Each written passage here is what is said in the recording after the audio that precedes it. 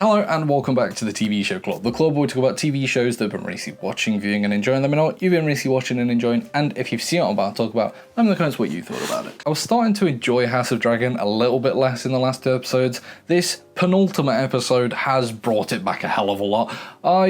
Don't get me wrong, while I'm saying this stuff, I've enjoyed every minute of it. I thought it was brilliant, but I feel like I was wanting a little bit more. I think it's episode 6 and no, it'll be 5 and 6. Episode 5 and 6 were sort of slowed down a bit. There was not much going off. It was very political, and that's cool because I think as a series as a whole, it's done a brilliant job of balancing this act of action and the politics. The politics are a massive factor in this series, and it's cool to see it go back to that. You know, it does feel very reminiscent of early seasons of Game of Thrones, but that's not just like, I don't know.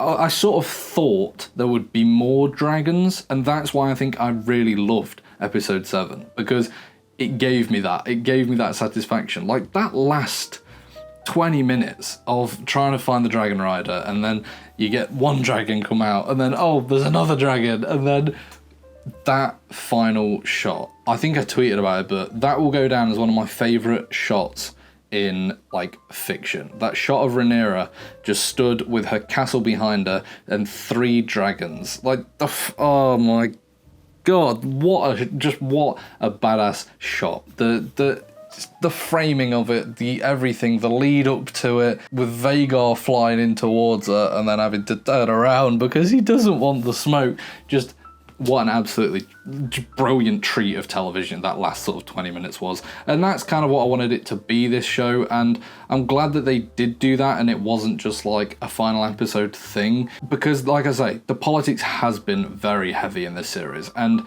it's not necessarily that I didn't enjoy it. I think I just wanted a bit more action at some points, and it was a little bit sort of like, okay, we've got another episode of Daemon just off in his castle not doing anything. Like, I want him to get a little bit more involved, and in episode 7 we sort of got that a little bit.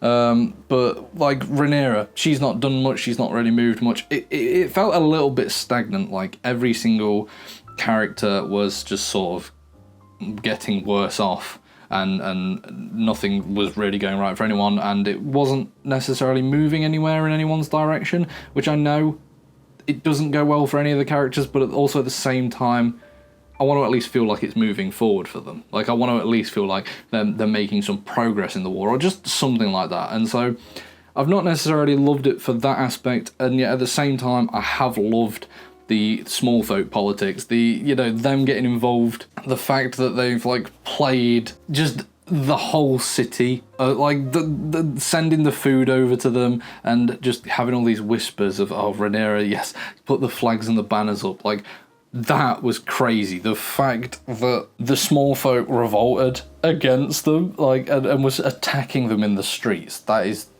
wild. So yeah, I've not loved the last couple episodes, but at the same time, I think, like, looking as a series as a whole, it's been incredible so far, and I can't wait for the finale to see where it ends us. But anyway, let me know, what have you thought of the last 3 episodes of House of Dragon, and I will see you next time on the TV Show Club.